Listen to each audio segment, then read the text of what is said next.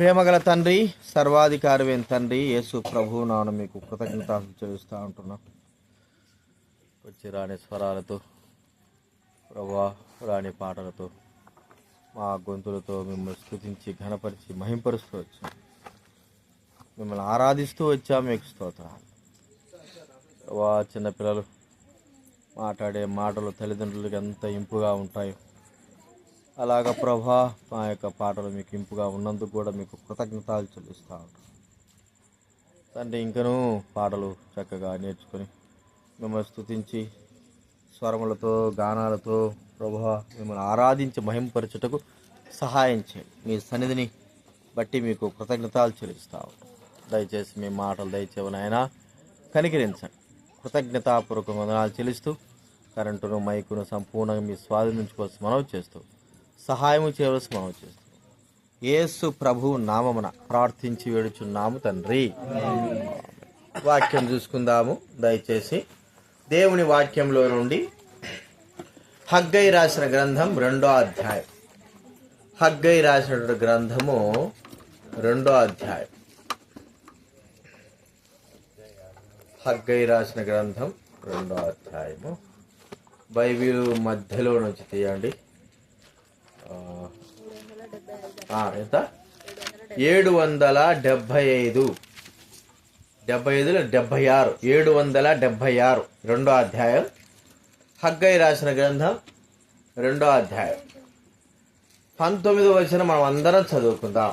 776 పాఠస్థది అధ్యాయము 776 పుస్తకం page number 2వ అధ్యాయం 19వ వచనం అందరం చదువుకుందాం. 2:19. కొట్టల్లో ధాన్యం ఉన్నదా? ద్రాక్ష చెట్లైనను, అంజూరపు చెట్లైనను, దానిమ్మ చెట్లైనను, ఒలీవ చెట్లైనను ఫలింపకపోయేను కదా. అయితే ఇది మొదలుకొని నేను మిమ్మును ఆశీర్వదించదను. ఇది మొదలుకొని నేను మిమ్మును ఆశీర్వదిస్తాడు. నిత్యము ఆశీర్వదిస్తాడు అనేటువంటి మాట కూడా మనకు చెప్పబడింది. అంటే దేవుడు ఆశీర్వదించేది, ఏ మానవుడు కూడా ఆశీర్వదించలేడు.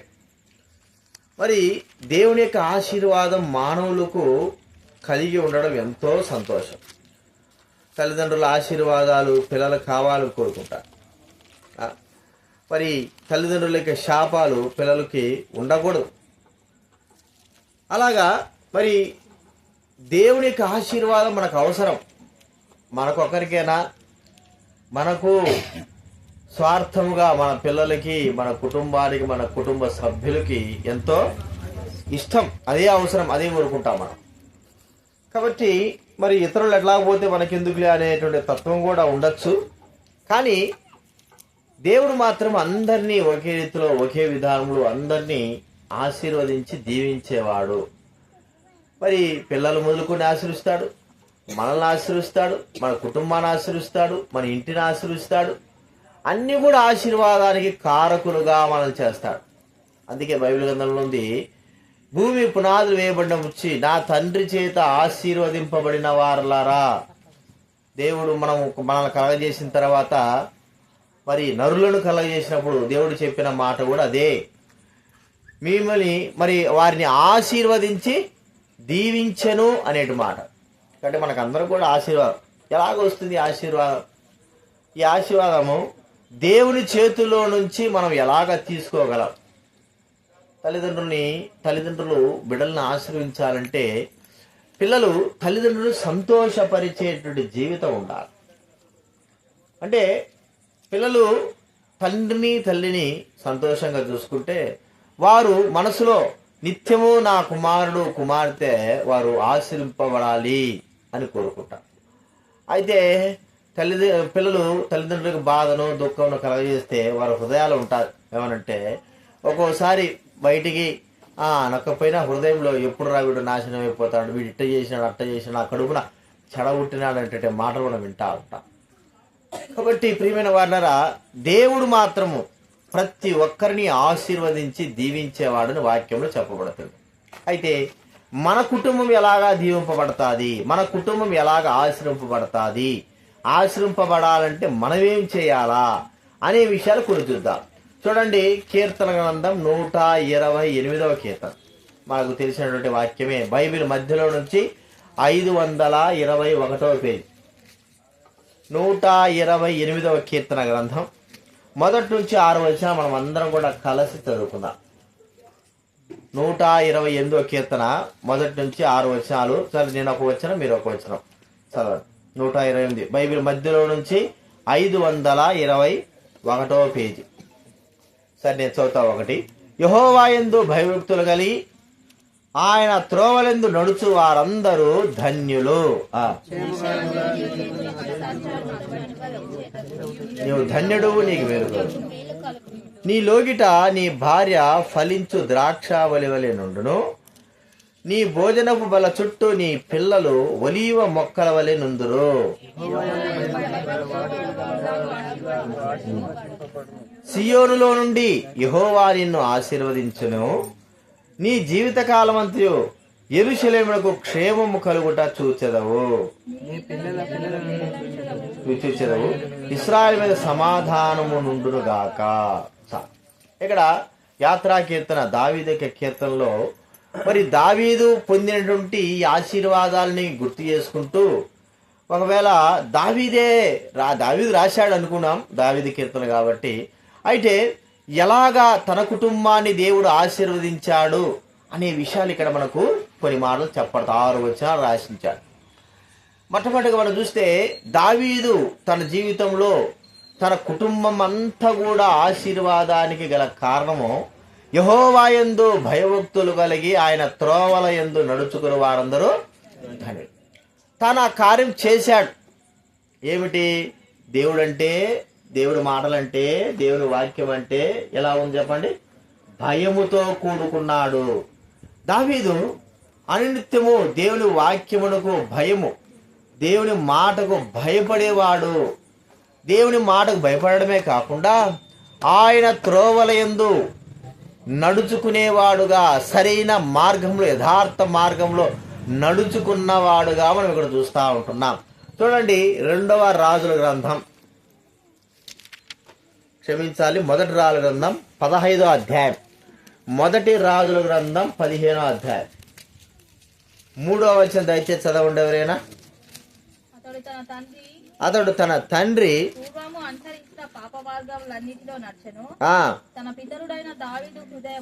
దావీదు హృదయము యెహోవా ఎడల యథార్థముగా ఉన్నట్లు అతని హృదయం యథార్థంగా ఉండలేదు. దావీదు మహారాజ్ జీవితంలో ఎలాంటి యొక్క యథార్థమైన హృదయం అంటే భక్తి మార్గం. చూడండి, ఇదే 14వ అధ్యాయం 6వ వచనంలో కూడా చాలా చక్కటి మాట ఉంది. 8వ వచనం, 14వ అధ్యాయం 8వ వచనం చదవండి. దావీదు సంతతి వారి యొద్ద నుండి నీకిచ్చి ఉండినను నా ఆజ్ఞలను గైకొని నా దృష్టికి ఏది అనుకూలమో చేసిన నా సేవకుడైన దావీదు చేసినట్టు నీవు చేయక. చూడండి, నా ఆజ్ఞలు గైకొని మనఃపూర్వకంగా నన్ను అనుసరించి నా దృష్టికి ఏది అనుకూలమో దాన్ని మాత్రమే చేసిన నా సేవకుడైన దావీదు చేసినట్టు చేయగా. చూడండి, 14వ అధ్యాయం 4వ వచనం కూడా అదే మాట ఉంది. 14వ అధ్యాయం అదే మొదటి రాజు గ్రంథం సిలోహునకు పోయి అహియా ఇంటికి వచ్చెను. మొదటి రాజుల గ్రంథం 11వ అధ్యాయం 4వ వచనం, 11వ అధ్యాయం 4వ వచనం. సొలొమోను వృద్ధుడైనప్పుడు త్రిప్పగా అతని తండ్రి అయిన దావీదు హృదయము వలె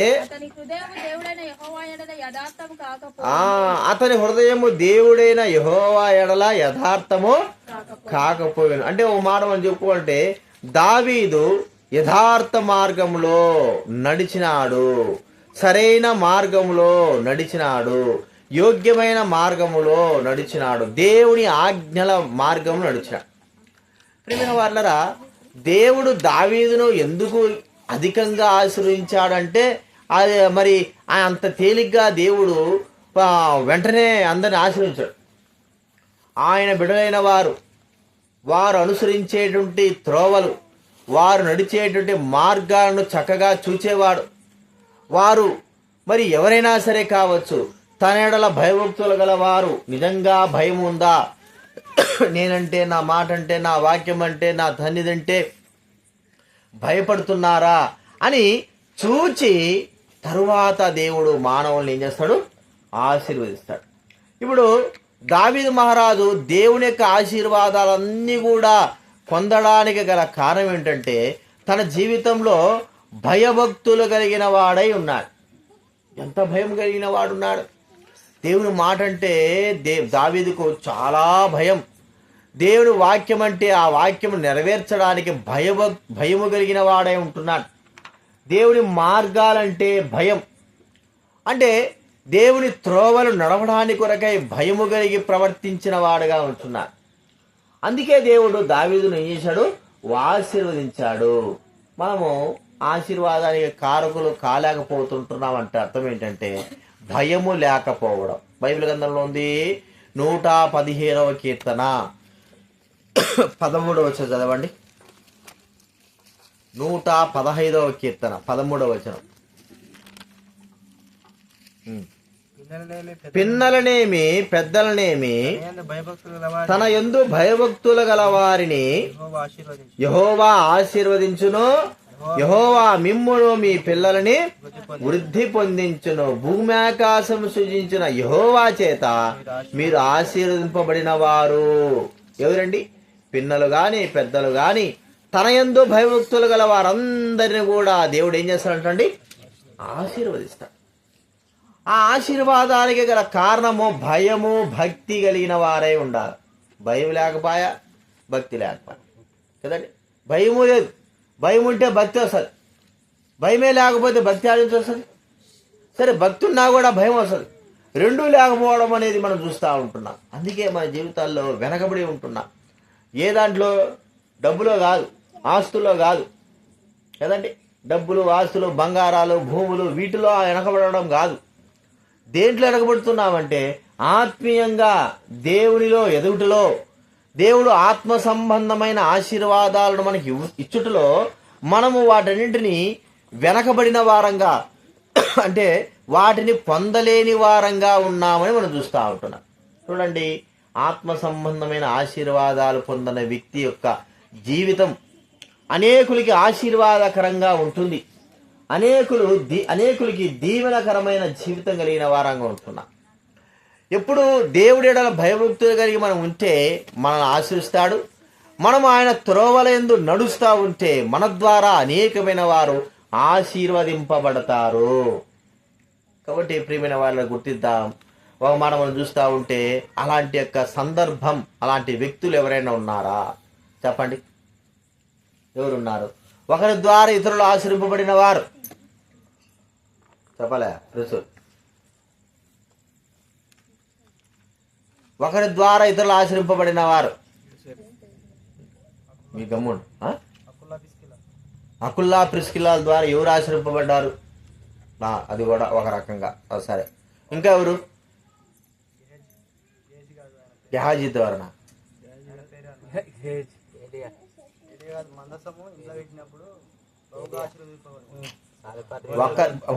మీరు గమ్ముడు సారెపతి విధురాలు. ఒక రకంగా ఒకరి ద్వారా ఇతరులు ఆశ్రయింపబడడం అర్థమైందా మీకు? యోసేపు ద్వారా ఇంకొక వ్యక్తి ఏం రాజేష్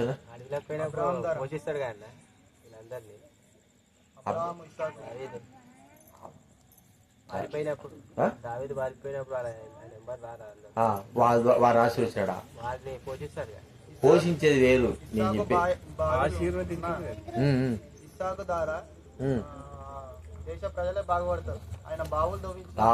అది కాదు ఆ సందర్భాలు కాదు.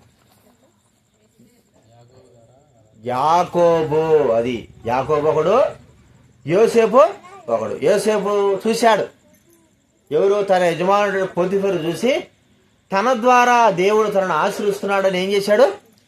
గ్రహించినాడు. యాకోబు అంటాడు, నేను మీ ఇంటికి వచ్చి మీ ఇంటికాడ కాలు పెట్టినప్పటి నుంచి నన్ను బట్టి దేవుడు నేనేం చేశాడు? ఆశీర్వదించాడు. అర్థమైంది? అంటే ఒకరిని బట్టి ఎలాగ జరిగింది ఇది? ఒక వ్యక్తి ద్వారా ఒక కుటుంబం కానీ ఒక దేశం కానీ ఆశీర్వింపబడుతుంది అంటే అర్థం ఏంటంటే ఆ వ్యక్తి జీవితంలో భయము కలిగిన వాడై ఉండాడు. రెండవదిగా దేవుని యొక్క ఆజ్ఞలను, విధులను, కట్టడలను ఏం చేశాడు? నడుస్తూ ఉంటున్నాడు. ఆ యొక్క యథార్థ మార్గంలో ఉన్నప్పుడు దేవుడు మన ద్వారా ఇతరులను ఆశీర్వదిస్తాడు. చూడండి, ఆశీర్వాదము మన వరకే కాదు, మన జీవితం యథార్థమైన జీవితం ద్వారా మన ద్వారా ఇతరులు కూడా ఆశీర్వింపబడాలి. అది అసలైన ఆశీర్వాదం. కాబట్టి మనం గుర్తించుకుందాం, దేవుని యెడల భయభక్తులు కలిగి ఉంటున్నామా? ఆయన త్రోవలు మనం నడుస్తుంటున్నామా? ఆయన మాట వింటున్నామా? ఆయన వాక్యాన్ని అనుసరిస్తుంటున్నామా? ప్రియమైన వాళ్ళరా, ఈ ఆలోచన మనం తొలగించుకోవాలి. వారు అనుసరించారా, వీళ్ళు అనుసరించారా, వాళ్ళు ఆశీర్వాదం ఉన్నారా, వీళ్ళు ఆశీర్వాదం ఉన్నారా? ఎవరుంటే నీకెందుకు? నువ్వు ఆశీర్వాదం ఉన్నావా లేవా? నువ్వు శాపానికి అర్హుడుగా ఉన్నావా? శాపానికి కారకుడుగా ఉన్నావా? లేతే మన జీవితం వ్యక్తిగతంగా ఇతరులకు మనము ఆశీర్వాద కారకురంగా ఉన్నామా? చూడండి, యోసేపు జీవితమే ఇతరులకు ఆశీర్వాదం, యాకోబు జీవితమే ఇతరులకు ఆశీర్వాదం. అంటే ఒకరిని బట్టి ఆశీర్వాదం. ఇంకో మాట చెప్పుకోవాలంటే అబ్రహాము జీవితం కూడా నిన్ను బట్టి నేను ఇతరులందరూ కూడా ఆశీర్వదిస్తారు. ఆత్మ సంబంధమైన ఆశీర్వాదాలు అనేది మనం గుర్తించుకోవాలి. ఇది మనం మొట్టమొదటి చూస్తుంటున్నాం. దేవుని యెడల భయభక్తులు కలిగి ఆయన మార్గాల్లో నడుచుకున్నప్పుడు మనం ఆశీర్వింపబడతాము, మన కుటుంబం కూడా ఆశీర్వింపబడుతుంది. రెండవదిగా మన ద్వారా ఇతరులు కూడా ఏమవుతారో చెప్పండి? ఆశీర్వాదానికి కారకులుగా చేయబడతారు. అంత మాత్రం చూడండి, 128వ కీర్తన. కీర్తన గ్రంథం 128. దాంట్లో 2వ వచనం చదవండి ఎవరైనా. నిశ్చయముగా నీవు నీ చేతుల కష్టార్జితం అనుభవించదవు, నీవు ధన్యుడవు, నీకు మేలు కలుగు. నీ చేతుల కష్టార్జితము నీవు అనుభవించదవు కదండి. చేతుల కష్టార్జితం అంటే ఏంటి? మనం చేసిన పనికి ప్రతిఫలం. అది చిన్నదో పెద్దదో ఏదైనా సరే, ఒక ఉద్యోగం కావచ్చు, ఒక పని కావచ్చు, లేకపోతే పొలాల్లో చేసే పని కావచ్చు, ఏదైనా సరే కష్టముతో మనం చేసే పనిని ఆశీర్వింపబడాలి. అది ఎలాగా మరి ఆశీర్వాదకరంగా మనకు బాగానే ఉంటుంది అనుకుంటామే కానీ దానివల్ల ప్రయోజనం లేదు. బైబిల్ గ్రంథంలో ఉంది, మీరు సంపాదిస్తూ ఉంటున్నారు కానీ మీ సంపాదన ఏమైపోయిందంటే చినిగిపోయిన సంచిలో చినిగిపోయింది అనుకో. సంచిలో ధనాన్ని వేసినాం, బంగారు కానీ ఏదైనా సరే కట్టి మూట కట్టుకున్నాం. అది మనం తీసుకోపోతా ఉంటే చినిగిపోయింది ఏమవుతుంది? ఒక్కొక్క బిల్ల ఏమవుతుంది? పడిపోతూ ఉంటుంది. ఒక పెద్ద చినుగు అయితే అంతా బాయ్, ఉన్నదంతా బాయ్. నువ్వు ఇంత సంపాదించి అంత పోగొట్టుకుంటే కదండి, సంపాదించి అంత పోగొట్టుకుంటే ఏమి ప్రయోజనము? అంటే మన చేతుల యొక్క కష్టార్జితము మనం అనుభవించేదే ఒక ఆశీర్వాద కారణం. చూడండి, ప్రసంగి గ్రంథం చేయండి.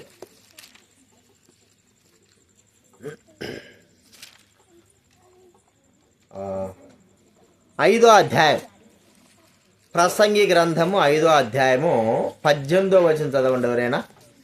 5వ అధ్యాయం 18వ. బైబిల్ మధ్యలో నుంచి 559. కోరదగినది గాను చూడ ముచ్చటైనది గాను నాకు కనబడినది ఏదనగా, దేవుడు తనకు నియమించిన ఆయుష్కాల దినములన్నీయు ఒకడు అన్నపానములు పుచ్చుకొని తన కష్టార్జితం అంతటి వలన క్షేమముగా బ్రతుకుటయే ఇదే వానికి భాగ్యము కదండి. ఇంకా ఏమన్నాడు 19వ వచనం, మరియు దేవుడు ఒకనికి ధనధాన్య సమృద్ధి ఇచ్చి దాని యందు తన భాగము అనుభవించుటకును అన్నపానములు పుచ్చుకొంటకును తన కష్టార్జితమందు సంతోషించుటకును వీలు కలగజేసినడలా అతనికి ఆ స్థితి దేవుని ఆశీర్వాదం వల్ల కలిగినదనుకునవలెను. అట్టి వానికి హృదయానందము దయచేసి ఉన్నాడు గనుక అతడు తన ఆయుష్కాల దినములను జ్ఞాపకము. అర్థమైందా మీకు? ఇప్పుడు ఒకడు ధన సమృద్ధి, మంచిగా సమృద్ధి కలిగి ఉన్నాడు. ఇదంతా కూడా ఏం చేయాలా? అనుభవించాలి. దాంట్లో కొంత అయినా సరే అంత అనుభవించాల్సిన అవసరం లేదు. దాంట్లో కొంత అయినా సరే, ఇప్పుడు మనకు ఉంది ఒక 10 లక్షలు నాకు బ్యాంకులో ఉందనుకో, లేదులే చెప్తున్నా, బ్యాంకులో ఉంది, నాకు కరెక్ట్గా అవసరం వచ్చింది, 5 లక్షలు అవసరం వచ్చింది. అంతలేకల్లా నా యొక్క అకౌంట్ క్లోజ్ అయ్యి, అంటే ఏదో ఇంకా రాకుండా అయిపోయింది. ఏటీఎం పెట్టినా రావడంలే, ఫోన్ పెట్టినా రావడంలే. ఇప్పుడు నా అవసరములకు ఆ 5 లక్షలు 10 లక్షలు ఉంది, కానీ అది నాకు అవసరానికి ఉపయోగపడలా. అప్పుడు నా హృదయానికి ఎట్లుంటుంది చెప్పండి? బాధ. ఒరేని 10 లక్షలు ఉంది, కానీ దీన్ని నేను ఏం చేయలేకపోతున్నాను, అనుభవించలేకపోతుంటున్నాను. కనీసము తీసుకుని ఎవరైనా ఇయ్యండి అంటే ఉంటే నీకు అకౌంట్ పోయింది కదా, ఏదో ఒకటి మనం ఉన్నదాన్ని అనుభవించలేకపోవడం. ఎదురుగా అన్నం ఉంటుంది, బిర్యానీ ఉంటుంది, అర్థమైందా? చూడండి, మన ఎవరు దుర్గయ్య మంచి బిర్యానీ, నిన్న రాత్రి మంచి బిర్యానీ, కోడి కూర. ఏం ఫలితం? ఏం ఫలితం చెప్పు. సరే, మటన్ ఏం ఫలితం చెప్పు. చూస్తా ఉంటాడే కానీ ఏం చేయలేకపోతున్నాడు. అర్థమైందా మీకు? ఇప్పుడు అదే అనుభవించలేకపోవడం. మంచిగా శ్రేష్టమైనది ఉంటుంది, కోడిగుడ్లు కూర అన్నీ ఉంటుంది, కానీ జాండీస్ వస్తాయి. వాని ముందే పెడతారు కదా. అప్పుడు ఏం చేస్తారు చెప్పండి? తింటే ఏమవుతుంది? పసికేరలు అంటే అర్థమైంది. తింటే ఏమవుతుంది? మంచి శ్రేష్టమైనది, ఎంతో విలువైన అన్నం పెట్టు, కానీ అది తింటే ఏమైపోతాడు? పసికేరలు వచ్చినట్టాడు, రోగ చచ్చిపోతాడు. అసలు చాలా డేంజర్. అర్థమైందా? ఎన్ని కూడా తినదు. పసికేరలు వచ్చిన వాళ్ళు చాలా జాగ్రత్తగా ఉండాలి. అది అంటే షుగర్ పేషెంట్ ఉన్నాడు అనుకోండి, బాగా షుగర్ ఉండదు, కొద్దిగా తగిలినా కూడా, చాక్లెట్ కొద్ది తగిలినా కూడా హై షుగర్ వచ్చేస్తుంది. అంత దగ్గరే ఉంటుంది, కేక్ ఉంటుంది, అన్నీ ఉంటాయి, కానీ ఏముండదు, తినేదానికి ప్రాప్తం ఉండదు. అది కష్టార్జితము అనుభవించలేకపోవడము, సుఖం అనుభవించలేకపోవడము. అయితే మరి దేవుడు భయభక్తులు కలిగిన వ్యక్తి, దేవుడు ఆశ్రయించే వ్యక్తి అన్నిటి సమృద్ధిగా ఏదైనా సరే తినగలిగేటువంటి స్థాయి కలిగి ఉండడమే ఆశీర్వాదం. అంటే ఒక మాట చెప్పుకోవాలంటే, మనకు కలిగింది మనం అనుభవించాలి, అదే మనకు కలిగిన ఆశీర్వాదం. మనకు కలిగింది కూడా మనము చేసుకున్నది కూడా అనుభవించలేకపోవడమే నష్టము, బాధ. ఇలాగ ఎప్పుడు జరుగుతుంది? మనము కలిగింది కూడా మనకు మరి అనుభవించలేకపోవడం కారణం ఏమిటంటే, మన శరీర సంబంధంగా ఎన్నో మరి రోగాలు ఉన్నాయి. ఈ రోగాలను బట్టే మనం ఏం చేస్తున్నాం చెప్పండి? ఏదైతే తినాలనుకుంటున్నాం తినలేకపోతున్నాం, ఏదైతే అనుభవించాలనుకుంటున్నాం అనుభవించలేకపోతుంటున్నాం. కొంతమంది పొలాలు ఉంటాయి, ఈ పొలాలు ఉంటాయే కానీ వాటిని ఏం చేయలేరు. ఇప్పుడు మాకు 1 ఎకరా పొలం ఉంది, ఎక్కడుంది? ఎక్కడో కొండలో ఉంది. ఆ 1 ఎకరా పొలం ఉన్నా దాన్ని అనుభవించలేకపోతుంటున్నాం. ఎవరో వచ్చి అంటే ఉండాలి, కానీ వాడో వస్తాడు, మేము చేస్తా అంటాడు, వాడు ఒక బియ్య బస్తా ఉండేడు చేసుకుంటాడు, మా సొంత వాడే. మా వాళ్ళు ఎవరు పట్టించుకోరు. ఉన్న 1 ఎకరా కూడా ఏమైపోయింది, ఉంది కూడా, దానివల్ల మేమేం చేయలేకపోతున్నాం, ప్రాప్తం లేదు. అది నష్టము, అది శాపముతో సమానం. అంటే అనుభవించలేకపోవడం. దీనికి గల కారణం ఏమిటంటే, ఏదో లోపం ఉంది, ఏదో లోపం, ఒక శరీర సంబంధంగా లోపం ఉండబట్టి మనము చక్కటి ఆహారం తినలేకపోతుంటున్నాం. మనము చేసుకున్న పనంతా కూడా చేస్తున్నాం, కానీ దానివల్ల మంచి అనుభవించలేకపోవడము ఏదో ఒక లోపం.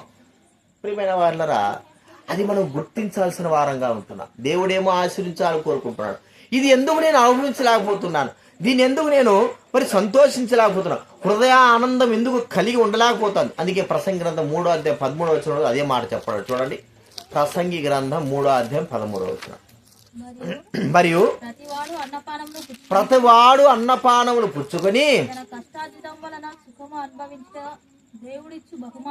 చాలా చక్కటి మాట కదండి. ప్రతివాడు అన్నపానములు పుచ్చుకొని తన కష్టార్జితం వల్ల సుఖం అనుభవించుట దేవుడిచ్చు బహుమానము. ఆ బహుమానం మనం పొందలేకపోతా ఉంటున్నాం. చినిగిపోయిన సంచిలో ఉంటుంది, డబ్బు ఉంటుంది, కానీ ఆ డబ్బు వల్ల ప్రయోజనమే లేదు. సరైన అది ఉన్నా కూడా ఒకవేళ ధనం వచ్చినా కూడా చాలామంది అప్పులు ఉంటాయి. అప్పులు ఏం చేస్తారంటే వాడు ఉద్యోగం ఉంటుంది. మాకు తెలిసిన మా నాన్నతో పాటు పని చేసిన ఒక ఆయన ఉన్నాడు. ఆయన ప్యాకెట్లో ఊరికే ప్యాకెట్ చేసి అప్పులు చేశాడు. ఆ అప్పులు చేసి ఒకరి దగ్గర అప్పులు చేసి ఆడ అప్పులు చేసి వస్తుంది గవర్నమెంట్ జాబు, డబ్బు వస్తుంది. కానీ కరెక్ట్ నెల సమయానికల్లా ఆ చేతిలో పడేదంతా 10,000, 15,000, ₹1,00,000 దాకా వస్తుంది. చేతిలో పడేదంతా చెప్పండి, 10,000, 15,000. ఏమిటి నష్టం? బహుమానం కాదు, శాపం లాంటి జీవితం. ప్రియమైన వాళ్ళ దైవబడిన మనము ఏమిటి మనం అనుభవించాలి? ఇది ఎలాగ జరుగుతుంది?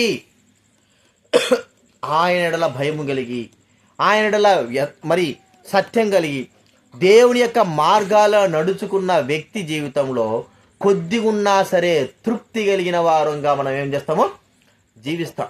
మన జీవితాలు ఎలా ఉంటాయి? సంతృప్తి అనేది మనము కలిగి ఉంటాము. కారణం దేనిని బట్టి అంటే మన ప్రభువు కొరకై నడిచినటువంటి మార్గాలను బట్టి మనకు తృప్తి, ఆనందం అనేది ఏమి లేకపోవాల్సిన అవసరం లే.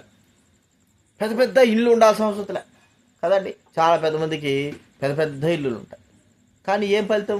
ఏసీలో ఉండలేకపోతారు కదండి. ఇప్పుడు ఉంది వీళ్ళు కూడా అంతే.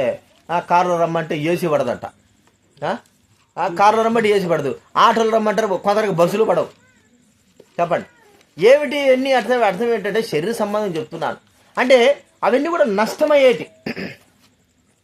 తృప్తి అనేది మనము కలిగి ఉండాలి, ఏది ఉన్నా లేకపోయినా. అందుకే మా అపోస్తలుడైన పౌలు అంటాడు, నేను లేమిలో ఎరుగుదును, సంపన్న స్థితిలో కూడా అన్నిటిలో సంతృప్తి కలిగి ఉండడానికి నేర్చుకుంటున్నాను. దేవుడు ఇచ్చింది ఏదైనా సరే ఎలాగ మనం అలా సంతృప్తి కలిగి ఉంటామంటే దేవుడల భయభక్తులు కలిగి ఆయన మార్గం నడుచుకుంటూ ఆయనకి ఇష్టమైనది చేస్తూ ఆయనకి ఇష్టంగా మనం ఎప్పుడైతే నడుచుకుంటామో కొద్దిగా ఉన్నా సరే తృప్తి కలిగి ఉంటామో అది దేవుడు మనకి ఇచ్చే గొప్ప బహుమానము, ఆశీర్వాదానికి కారణము. అది మనం గుర్తించుకోవాలి. నేను అప్పుడప్పుడు అంటాను తిండి విషయంలో కావచ్చు, ఏదైనా విషయంలో మీకు ఏం చేస్తాం, మీకు ప్రాప్తం లేదు, నాకుంటా ప్రాప్తం అని చెప్తా ఉంటాను. మీకు ఆ ప్రాప్తమే లేదు, నాకు దేవుడు ఇచ్చిన ప్రాప్తం ఏదైనా సరే కాదనడంలే, అన్నీ తినడమే. దేవుడు ఇచ్చినట్టు చిన్నదే కాదు, తినడమే. దేవుడు మరి అద్దింటి ఇట్టింటి మొన్న నేను ఎక్కడబ్బా నేను మీటింగ్ పెట్టారు ఎక్కడ సుగనమ్మకి ఇంట్లో. బాగా ఆమె కోడి కూర వద్దాలని కోడి గుడ్లు పెట్టి ఈ ఆలోచన పడిపోయింది రామారావునికి. ఏది కోడి తినకూడదు, ఇదే ఆలోచన. గుడ్డు కూడా తినకూడదు అంటే రామారావణలే ఇదే ఆలోచన. ఇంకేం తింటాడు చెప్పు? కోడి తినకపాయ, కోడి గుడ్డు తినకపాయ, ఏం తింటాడు చెప్పు? ఈ ఆలోచన గూగుల్ మళ్ళీ చెప్తానా అంటే ఆలోచన ఏం లేదు. దేవుడు ఇచ్చినాడు సాల్, ప్రభు సహాయం అని తిన్నానుకో ఇంకంతే. ఇక్కడ వచ్చాడు, నిన్న వచ్చాడు కదా ఇజ్రాయల్, ఆయన కూడా రోగాలే, ఏవి తినలేడు, మటన్ పెట్టినా కూడా తినలేడు. ఆయనకి పెళ్లి చేసి ఆయన ఉన్నాడు పెద్ద ఆయన రాజారావు గారు, మాకు కూడా పెళ్లి చేశాడు. ఆయనకు షుగర్లు అన్నీ ఉన్నాయి, ఏం పట్టించుకోడు, ఫుల్లుగా తింటాడు. ఫుల్లుగా తినేసేది మాత్రం వేసేసుకునేది అంతే. ఏంది నువ్వు చేసే సేవ అంటాడు అంతే. ఫుల్లుగా తింటాడు. దేవుడే సహాయం పారా ఎట్టైనా సరే దేవుని సేవ పరిచయం ఏదైనా సరే తృప్తి అనేది మనం చూస్తుంటాం. ఇది ఒక్కటే మనకు కాదు, కానీ మనకు కలిగిందంతా కూడా తృప్తి మనము అనుభవించాలి. అది ఎలాగ వస్తుంది? దేవుని ఎడల ఎవరైతే యథార్థంగా భయము కలిగి జీవిస్తూ ఉంటారో ఆ వ్యక్తికి భయపడాల్సిన అవసరం, ఏ దాన్ని కూడా భయపడరు, తృప్తిగా ఉంటాడు. ఇది మనం చూస్తున్న రెండో మాట. ఇది మూడో మాట చూస్తే 128 కీర్తన చూడండి.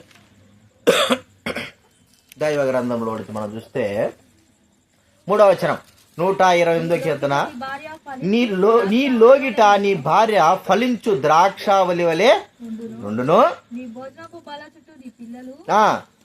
ఒలీవ మొక్కల వలె నుందురు. నీ లోగిట నీ భార్య ద్రాక్షావల్లి వలె ఫలించు ద్రాక్షావల్లి. ద్రాక్షావల్లి అంటే అర్థం ఏమిటి? ద్రాక్ష చెట్టు, ఫలించేటువంటి ద్రాక్ష చెట్టు. అది మరి అభివృద్ధికి మరి ఎంతో అభివృద్ధి. మనం చూస్తూ ఉంటే మనకు తెలుసు, సంఖ్యాకాండ 14వ అధ్యాయం మనం చూస్తే అక్కడ కానాన్ దేశంలో నుంచి మరి వేగు చూసే వారు ఏం చేశారంటే అక్కడ నుంచి ద్రాక్ష యొక్క గెల, పెద్ద గెల, అభివృద్ధి, సమృద్ధి, తృప్తి, ఇంకా మనం చెప్పడానికి వీళ్ళు ఆశీర్వాదం, అంత పెద్ద గెలం తీసుకొచ్చారు. అంటే సమృద్ధిగా పంట, అది మరి తృప్తిని, హృదయానందాన్ని ఇచ్చేది. ద్రాక్షారసం ఏం చేస్తుంది చెప్పండి? హృదయానికి ఆనందాన్ని ఇస్తుంది, సంతోషానికి. ద్రాక్ష చెట్టు అంటది, నేను దేవుని మానవులని మరి ఏ దాని చేత నేను నా మాధుర్యాన్ని ఎక్కువకుండా నేను ఉంటానా, ఆ తృప్తి అనేది మనం చూస్తూ ఉంటాం. అంటే ద్రాక్షావల్లి వలె లోగిట భార్య కుటుంబం ఉంటుంది. వాళ్ళు పిల్లలు ఎలాగుంటారంట? భోజనపు బల్ల చుట్టూ ఒలీవ మొక్కల వలె. ఒలీవ మొక్క దేనికి గుర్తు చెప్పండి? అభివృద్ధికి. అది ఒలివ చెట్టు, ఒలివ యొక్క కాయలు కానీ నూనె కానీ చాలా శ్రేష్టమైనది. ఎడారిలో అది ఎంత శ్రేష్టమైనది, చాలా చిన్న చిన్న ఆకులుగా ఉంటాయి. అది చాలా, ఒలివ చెట్టు ఇశ్రాయేలుకి చాలా ప్రాముఖ్యమైంది కదండి. ఎక్కడ దీపస్తంభంలో ఏం పోయాలా? ఒలివ నూనె, అచ్చమైన ఒలివ నూనె. అంటే దేవుని సన్నిధిలో ఎప్పుడూ ఇక్కడ ఏమున్నది? ఒలివ మొక్కలు. చూడండి, యెషయా గ్రంథం 52వ అధ్యాయం 8 కీర్తన గ్రంథం 52 అధ్యాయం 8 వచ్చింది కాబట్టి కీర్తనలు 52:8. దేవుని మందిరంలో కూడా ఒలీవ మొక్కల వలె మాట ఉంది. 52వ అధ్యాయం 8 వచ్చిన, నేనైతే దేవుని మందిరములో ఒలీవ చెట్టు వలె ఉన్నాను కదండి. నేనైతే దేవుని మందిరంలో ఎట్టున్నానండి? ఒలీవ చెట్టు, ఆశీర్వాదానికి కారణమైన చెట్టు. మరి దేవుని యొక్క సన్నిధిలో దీపస్తంభంలో పోయేసేటువంటి ఒలీవ నూనె వలె ఉండేటట్టుగా ఆశీర్వాదానికి కారకుడుగా ఉంటున్నాడు. అది ఎట్లా చేయబడింది చూడండి. దావీదు మహారాజు ఒక దీపం వలె ఉన్నాడు. తన కుటుంబానికి అంతటికీ దీపం, తన రాజ్యానికి అంతటికీ దీపం. ఈ దీపం వెలగాలంటే ఏం చేయాలి చెప్పండి? ఒలీవ నూనె పోయాల్సిందే. ఒలీవ నూనె పోల్చుకుంటున్నాడు. నేను ఒలీవ చెట్టు వలె దేవుని సన్నిధిలో ఉంటుంటున్నాను. దేవుని సన్నిధిలో ఉండే బాధ్యత అందరికీ రా, ఉన్నా కూడా పోగొట్టుకునే బాధ్యతనే దేవుని మందిరంలో ఉండే ఆ బాధ్యత. దేవుని సన్నిధిలో ఒలీవ మొక్క వలె అభివృద్ధి. చూడండి, దేవుని సన్నిధి ఎంత గొప్పది. అందుకే 84 కీర్తనలో దేవుని యొక్క మందిరాన్ని గురించి, విశిష్టతను గురించి దావీదు మహారాజు వివరిస్తూ ఉంటాడు. ప్రజలు వివరిస్తుంటున్నారు ఏమనంటే, ఒక దినము గడుపుట 1000 దినాల కంటే శ్రేష్టం. అందుకే దేవుని మందిరము మనకు దేవుడు అనుగ్రహించాడు. ఆ మందిరములో మనం అందరం కూడా ఎలా ఉండాలి చెప్పండి? ఒలీవ మొక్క వలె నాటబడిన వారంగా ఉండాలా దేవుని మందిరములో. ఆ మందిరం యొక్క అనుభవం మనం కలిగి ఉండాలి. ఆ సన్నిధి యొక్క మందిరం. ఒక చెట్టే దేవుని మందిరంలో ఉంటే ఆశీర్వాదకరంగా ఉండాలని కోరుకుంటే, దైవబిడ్డలమైన మనము దైవ సన్నిధిలో ఒలీవ మొక్కల వలె ఉండాలని మనము కోరుకోవాలి. కాబట్టి ప్రియమైన వాళ్ళరా, ఆ ఒలీవ యొక్క మొక్క, ఆ యొక్క ఆశీర్వాదం, భోజనపు బల్ల చుట్టూ ఒలీవ మొక్కల వలె. దావీదు మహారాజు తాను చనిపోయేంత వరకు కూడా తన బిడ్డలైన వారు ఆ యొక్క తన మందిరంలో ఒలీవ మొక్కల వలె బల్ల చుట్టూ ఉండేవారు కదండి. అందరం పిల్లలందరూ కూర్చొని భోజనం చేస్తే ఎంత సంతోషంగా ఉంటుంది కదా.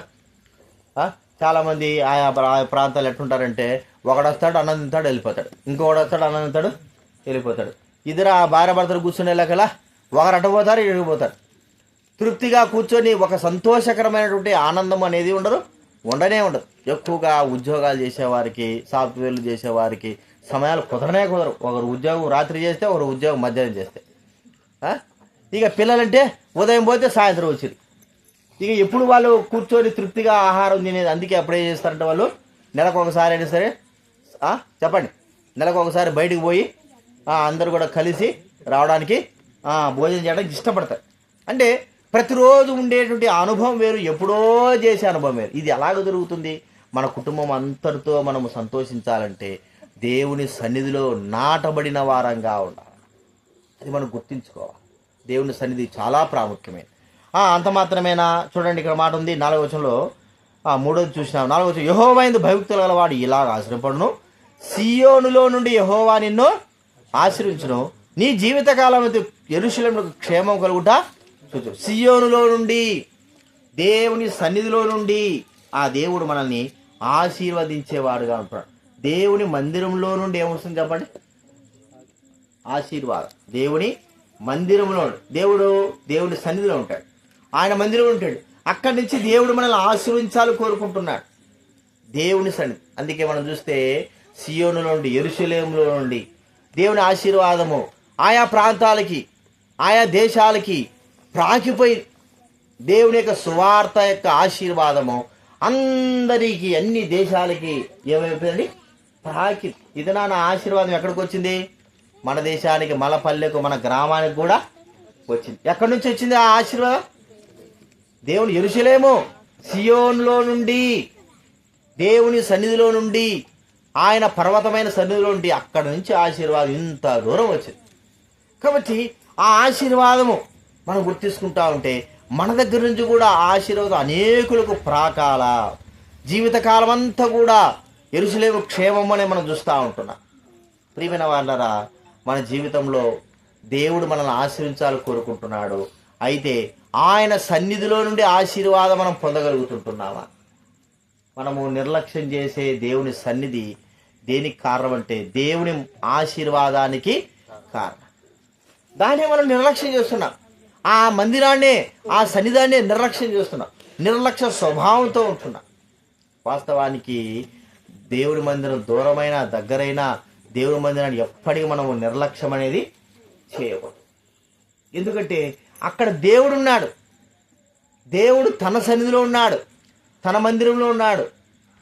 ఆయన సన్నిధినే మనం నిర్లక్ష్య స్వభావంగా చూసినప్పుడు మనల్ని ఎలాగ దేవుడు ఆశీర్విస్తాడండి? మనల్ని ఆశీర్విస్తాడా? ఆశీర్వింపబడతామా? దేవుని మందిరాన్ని మనం నిర్లక్ష్యం చేస్తే ఆశీర్వింపబడతామా? ఎందుకు దైవుడైన వారు దేవుని మందిరం యొక్క విశిష్టతను, గొప్పతనాన్ని చూపించేది? ఆ మందిరంలో దేవుడు ఉన్నాడు. ఆ ఆశీర్వాదం మనం అందరూ కూడా పొందాలి. అందుకే పెద్దలైన వారు చెప్పేది, దైవ సేవకులు అని చెప్పేది, దేవుని మందిరాన్ని విడిచిపెట్టాకండి, దేవుని మందిరానికి వెళ్ళండి, దేవుని మందిరంలో నిలిచి ఉండండి, దేవుని సన్నిధిలో ఉండండి. మరి మాకు దూరం ఉంది కదా అంటే, దూరం ఉన్నా దగ్గరున్నా ఎక్కడ ఉండాలా? మనము దేవుని మందిరానికి మనం అలవాటు కావాలి. దేవుని మందిరంలో సంతోషంగా ఉండాలి. అది మనం గుర్తించాలి. ఒక రోజు బాగుంటే దేవుని మందిరానికి పోయేది, లేకపోతే దేవుని మందిరానికి పోకుండా ఉండేది, ఇది కాదు. ఎప్పుడైనా సరే మేము మరి మాకు ఇక్కడ ఉన్నట్టుగానే ఒకవేళ పెద్ద సిటీలో ఉంటున్నాం, జమ్మలమడు పెద్ద సిటీ, అక్కడ దేవుని మందిరం, యెహోవా మందిరం ఉంది. మాకు ఇక్కడికి ఎంత దూరం అంటే ఐటీ కాలకి ఇంత దూరం ఉంటుంది. నడుచుకుంటానే, సిటీ కాబట్టి మనకు అంత అనిపించదు. మామూలు సిటీ కాకపోతే దూరం అనిపిస్తుంది. సిటీ అయితే నడుచుకుంటూ పోతుంటే ఏమవుతుంది? అన్ని దగ్గర అనిపిస్తాయి. అంత దూరము నడుచుకుంటూ పోయేది దేవుని మందిరాన్ని. పోయి సమయం ఉంటే చాలు, ఎక్కడికి పోతున్నాడు? ఆ మందిరాన్ని చర్చికి పోతున్నాడు. ఎందుకో లాగేదే మందిరం, ఆ ఆకర్షణ అట్లాంటి. ఆడికి పోయి దేవుని సన్నిధిలో ఉండి ఎప్పుడో 9 గంటలకో 8 గంటలకో మళ్ళీ ఇంటికి నడుచుకుంటా అడ్డదారి పోయి మందిరం యొక్క విశిష్టత, ఆశీర్వాదము పొందాలి. వృద్ధులతో సహా చూసినా మేము, వృద్ధులు అభిషేకం గారని ఆయన భార్య, జోసఫ్ గారు ఆయన భార్య, వాళ్ళు చాలా పాత వాళ్ళు, పెద్దలు. వాళ్ళు సుమారు నిజంగానే ఇక్కడ నుంచి ఐటీ కాలంత దూరం ఉంటుంది వారి ఇంటికి మందిరానికి. ఖచ్చితంగా వారు ప్రతి మీటింగ్కి లైట్ తీసుకుంటారు. వర్షం వస్తే గొడుగు పట్టుకుంటారు, నిదానంగా నడుచుకుంటూ వస్తారు. 7 గంటలకు మీటింగ్ అంటే 5:30కు బయలుదేరి చిన్నగా వాకింగ్ ఉన్నట్టుంటుంది. దేవుని మందిరానికి ఏం చేస్తారు వాళ్ళు? ఖచ్చితంగా వచ్చేవారు. మేము చూసేవాళ్ళు. వాళ్ళు అడ్డదారు వచ్చారు. మళ్ళీ పోయేటప్పుడు ఎట్ట పోతారు వాళ్ళు? ఒకవేళ ఎవరిదైనా బైకులు ఇట్ట పోతారు, లేదంటే అందరు కలిసికట్టుగా చిన్నగా పోతాడు. ఆశీర్వాదం. ఇప్పుడు వాళ్ళ కుటుంబాలు, వాళ్ళ పిల్లలు ఆశీర్వించారు. వాళ్ళ పిల్లలు సేవకులు, దైవ సేవకులు అయినారు, మంచిగా ఉన్న స్థాయిలో ఉన్నారు. ఎట్లా వచ్చింది అది? వారి ఆశీర్వాదం వాళ్ళ పిల్లలకి అంటే వారు చూపిన ఆశీర్వాదమే వారి పిల్లలకి కారణమైంది. ఒలీవ మొక్కలు చూడండి, ఇక్కడ నీ పిల్లలు చూస్తావు. ఆశీర్వాదము కారకులుగా చేసే దేవుడు. ఇది నాన్న మనం ఆశీర్వాదం పొందాలా? ఆశీర్వాదం పొందాలంటే ఊరికే రాదు. అది ఎంతో క్రయధనము చెల్లిస్తేనే కానీ ఆశీర్వాదం మనం పొందలేమో, మన పిల్లలు పొందలేము. ఊరికే అటు పోయి ఇటు వస్తే ఆశీర్వాదం పోయి కాదు. అర్థమైందా? కాబట్టి మన జీవితంలో మనం ఎంత కష్టపడితే మనకు డబ్బు వస్తుందో మనకు ఒకసారి తెలుస్తుంది.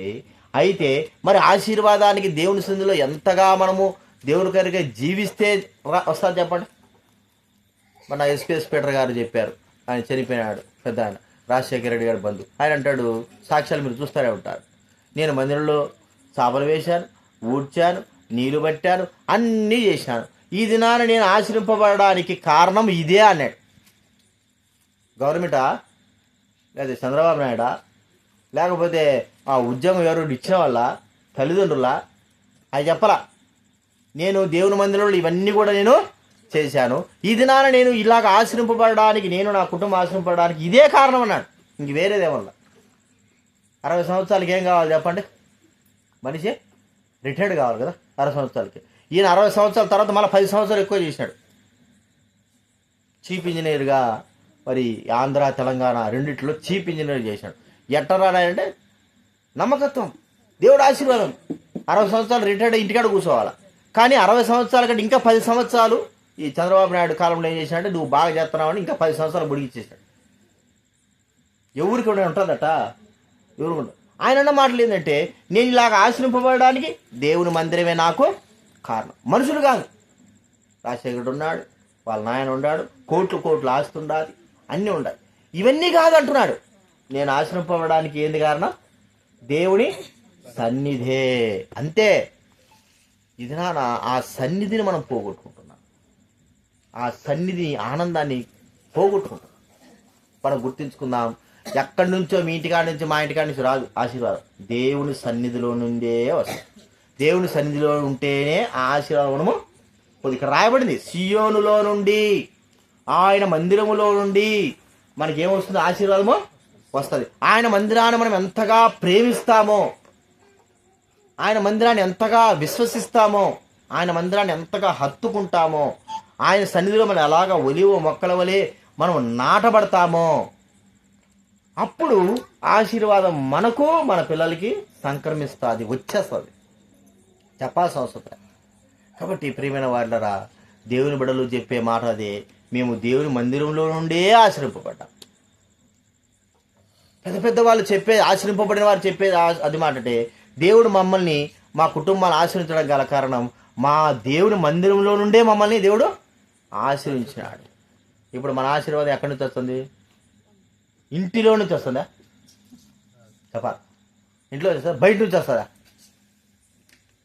దేవుడు ఆశీర్వాదం పొందాలి అంటే అది కనబడదు, అది దేవుని మందిరంలో నుండే వస్తుంది, దేవుని మందిరంలో నుండే వస్తుంది. ఆ మందిరం యొక్క అనుభవాన్ని మనం తెలుసుకోవాలా, జీర్ణించుకోవాలా, ఆ అనుభవంలోకి వెళ్ళిపోవాలా, ఆ సన్నిధిలోకి మనం లోపలికి ఎప్పుడైతే వెళ్తామో అప్పుడు మనకు. కొంతమందికి ఎట్లా ఉంటుందంటే, దేవుని సన్నిధిని ఒక్కరోజైనా చూడకపోతే వాళ్ళకి మనశ్శాంతి ఉండదు, పోవాలా. ఒకరు వచ్చినా రాకపోయినా పోయి ఆ మందిరాన్ని చూసుకొని అక్కడ వెళ్ళి ప్రార్థన చేసుకోవాలి. అక్కడి నుంచే కదా వచ్చేది సన్నిధిలో నుంచి ఆనందం. దావీదు మహారాజు మీరు చూడండి, నా జీవిత కాలమంతా నేను యెహోవా మందిరంలో నివసింప కోరేది. ఎందుకు ఉంటున్నాడు? ఎక్కడ ఆశీర్వాదం ఉంది? దేవుని మందిరంలో ఉందా, రాజకోటలో ఉందా చెప్పండి? ఎక్కడుంది? రాజకోట ఉంది కదా. మరి రాజకోట అనుభవం చెబితే ద్రాక్ష రసము, పండ్లు, పలహారాలు అన్నీ ఉన్నాయి. కానీ ఇవన్నీ తను గుర్తించాడా? ఇవన్నీ అవసరమా తనకు? కాదు. ఇవి ఆశీర్వాదాలు ఎప్పుడైనా పోతాయి ఇవి. కానీ నా ఆశీర్వాదం, నాకు ఇవ్వబడే ఆశీర్వాదం ఎక్కడుందంటే దేవుని సన్నిధిలో ఉంది. అందుకే ఆడ పోయి కూర్చుంటాడు. కష్టం వచ్చినా, బాధ వచ్చినా, సంతోషం వచ్చినా, ఆనందం వచ్చినా, ఏదైనా సరే అక్కడికి వెళ్తాడు. కారణం ఏంటంటే అక్కడుంది ఆశీర్వాదం. మనకి ఎక్కడుంది ఆశీర్వాదం చెప్పాలి మోస? ఇంటి లోపల ఉందా చెప్ప? ఇంటిలో నుంచి బయటికి రాం, అంతే, ఎండ చూస్తే మాడిపోతాం అన్నట్టు. ఇంకెక్కడుంది ఆశీర్వాదం చెప్పాలా? దేవుని సన్నిధే, ఇంకెక్కడ లేదు, దేవుని సన్నిధే. అది మనం గుర్తుంచుకోవాలి. ఆ సన్నిధి కోసం ప్రాకులాడాలి, వెళ్ళాలి, ఆ సన్నిధిలో ఉండాలి. మనము మన పిల్లలు ఆ సన్నిధిని అనుభవించాలి. అది మనం గుర్తుంచుకోవాలి. దాన్ని మనం నిర్లక్ష్యం ఎప్పుడైతే చేస్తామో, మరి గొడవే కదండి, లేకపోతే నీరు కారుతున్నాయి కదా, లేకపోతే అక్కడ ఉండడానికి ఏముంది, కరెంటే లేదు, లేకపోతే ఎన్నో ఉన్నాయి సమస్యలు.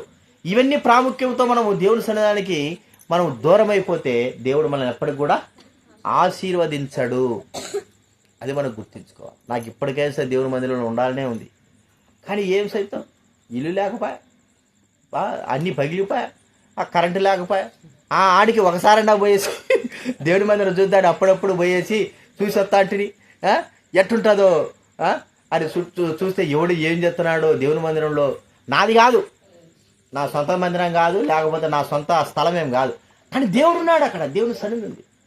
ఆశ ఎప్పుడు అరే నాయన మనం ఇక్కడ ఉంటే ఆ మందిరం ఎట్టుండాది, ఏం కథ, గేట్లు ఎట్టుండాలి, తలుపులు ఎట్టుండాలి, ఎవడు వస్తున్నాడు, ఎవడు పోతున్నాడు, ఎప్పుడు ఆలోచన. ఏం చేస్తావు, ఏం చేయలేడు నిస్సాయిని, గమ్ము కూర్చోవడం అంతే. అర్థమైందా? అన్ని దేశంలోనే ఉన్నప్పుడు నేను ఇంకేం చేయాలా, కానీ ప్రార్థన మాత్రం చేయాలా. అప్పుడప్పుడైనా పోయి చూసేస్తా ఉంటా, నా మటుకు నేను సర్లే పోతాలే పోయి చూసేస్తాను. ఈరోజు కూడా అదే పనిగా పోయేసి నేను కొన్ని పోయి చూసి వచ్చి అటు చూస్తూ ఉంటాను. మందిరం యొక్క ఆశ మన హృదయాల్లో ఉండాలి, అప్పుడు దేవుడు ఆశీర్వదిస్తాడు. ఒకసారి చూడండి, మనం దావీదు మహారాజును ఆశీర్వించడానికి కారణం కూడా అదే. అసలు ప్రాముఖ్యమైన కారణం ఏంటంటే దేవుని మందిరానికి ఇచ్చిన విలువ ఇక ఏదానికి కూడా, తన రాజనగరకి ఏదానికి కూడా ఇవ్వలేదు. అందుకే దేవుడు బహుగా ఆశీర్వించాడు తనను, తన పిల్లల్ని, తన సంతానాన్ని, తన ఆస్తులని అన్నిటిని కూడా, ఎక్కడ కూడా ఏది కూడా నష్టం కాకుండా ఆశీర్వదించాడు. తనను కూడా ఆశీర్వాదానికి కారకుడుగా చేశాడు. అది మనం గుర్తించుకోవాలి. కాబట్టి గుర్తించుకుందాం. ఈ రాత్రికాల సమయంలో ప్రభు మనతో మాట్లాడుతున్నాడు. ఇది మొదలుకొని నేను మిమ్మల్ని ఆశీర్విస్తాను. ఈ 128 కీర్తనలో ఆయన ఎందుకు భయభక్తులు కలిగిన వారు, ఆయన త్రోవలను యథార్థంగా నడుచుకున్న వారిని మరి ఆశ్రయించి దీవించేవాడు. ఆయన చేతుల కష్టార్జితం కూడా దేవుడు ఆశ్రయించేవాడు. ఒలీవ మొక్కల వలె ఆయన సన్నిధిలో ఎప్పుడైతే నానబడతామో ఆ సన్నిధిలో మరి మనల్ని దేవుడు భయభక్తులు కలిగిన వారిని సియోన్లోని మనం ఆశ్రయించి దీవించుతాడు అని మనం గుర్తించుకోవాలి. ఈ విషయాలు జ్ఞాపెట్టుకుందాం. మనలో మన కుటుంబాన్ని ఆశీర్వాదం ఎక్కడుందో మనకు తెలిసిపోయింది. ఆ ఆశీర్వాదాన్ని కొరకై మనం ప్రయాసపడి ఆశీర్వాదం పొంది మనము మన పిల్లలు పొంది సంతోషిద్దాం. ప్రార్థన చేసుకుందాం. ప్రేమగల తండ్రి, పరిశుద్ధుడమైన మా దేవ, మీకు స్తోత్రాలు చెల్లిస్తూ ఉంటున్నాం. ఈరోజు ఈ కుటుంబంలో చేరి మీ ఆశీర్వాద కారణమైనటువంటి మాటలు మేము చూస్తూ వచ్చాం. 128 కీర్తనలో ప్రభువా మరి యెహోవా యందు భయభక్తులు కలిగి ఆయన త్రోవలందు నడుచుకున్న వారందరూ ధన్యులు. నిశ్చయంగా నీ చేతుల కష్టం అనుభవిస్తావు. నీవు ధన్యుడవు. నీ భార్య ద్రాక్షావళి వలె ఉంటుంది. భోజన బల చుట్టూ నీ పిల్లలు ఉంటారు. ఒలివ మొక్కల వలె దేవుని మందిరంలో జీవిస్తావు. ఆ దేవుని సన్నిధిలో నుండి ఆశీర్వాదం పొందుతావని సెలవుస్తూ వచ్చావు. ఇవన్నీ మేము మేడల భయభక్తులు కలిగి మీ త్రోవలు నడుచుకున్నప్పుడు ప్రభా మరి మీ సన్నిధిలో వెదకి మీ సన్నిధికి వచ్చినప్పుడు మమ్మల్ని మీరు బహుగా ఆశ్రయించదేవు. ఆ యొక్క అనుభవం నాకు, మాకు, మా బిడ్డలకి ప్రభా అనుగ్రహించండి. ఆ మందిరంలో నుండి, ఆ సన్నిధిలో నుండి నిత్య రక్షణ యెరూషలేము నుండి బయలుదేరి నిత్య జీవం యెరూషలేము మమ్మల్ని అందరూ కూడా ఆశీర్వదించింది. ఆశీర్వాదం, ఆత్మ సంబంధం ఆశీర్వాదం. ఇంకా ఎవరైతే ప్రభా ఆత్మ సంబంధం ఆశీర్వాదం, రక్షణ ఆశీర్వాదం పొందలేకపోయినారో వారందరూ కూడా పొందుటకు, రక్షణ తీర్మానం చేసుకుంటకు, మీ కొరకై జీవించడానికి సహాయం చేయండి. ప్రజలందరి కొరకే ప్రాణం అర్పించి చనిపోయి సమాచారం తిరిగి వచ్చినాం. ఆశీర్వించడానికే కోరుకున్న అందరూ బట్టి స్తోత్రాలు. ఈ కుటుంబాన్ని కూడా దీవించండి. మీ దాసుడు సేకరణ, ప్రభావితం సేకరణ, జ్యోతకరణ బట్టి స్తోత్రాలు. కుటుంబంలో మీరు చేసిన మేలు ఉపకారం బట్టి స్తోత్రాలు. వీరిని దీవించి ఆశీర్వించునైనా రక్షించవలసి మీరు వేడుకుంటున్నాం. సహాయం చేయండి. బిడ్డలు కూడా దీవించండి. వారి జీవితంలో చేసినటువంటి అద్భుతకారం బట్టి స్తోత్రాలు. ఇంకనూ అద్భుత కార్యాలు చేయండి. వారి చేతి పని దీవించండి, ఆశ్రయించండి. చంద్రశేఖర్ జీవితంలో పరిపూర్ణ విశ్వాసం, నమ్మకం దయచేయండి, కనికరించండి. జ్యోతక జీవితంలో కూడా కార్యం జరిగించండి. అక్కడ వచ్చిన వారందరూ కూడా మీరు దీవించి ఆశ్రయించు, బలపరచు. మీ సన్నిధిని బట్టి వందనాలు చెల్లిస్తూ, మహిమా ఘనత ప్రభావాలు చెల్లిస్తూ, మా ప్రార్థన దేవా మీకెంతో వందనములు చెల్లిస్తూ, కృతజ్ఞులమై స్తుతులు చెల్లిస్తూ, యేసుక్రీస్తు నామమున ప్రార్థించి అడిగి వేడుచున్నాము తండ్రి, ఆమేన్. తండ్రి దేవుని ప్రేమ, యేసుక్రీస్తు కృపయు, పరిశుద్ధాత్మ సహవాసం చేరువచ్చిన మనకు సకల పరిశుద్ధులకు, ఈ కుటుంబానికి ఇప్పుడు ఎల్లప్పుడూ సదాకాలం తోడైండు గాక. ఆమేన్.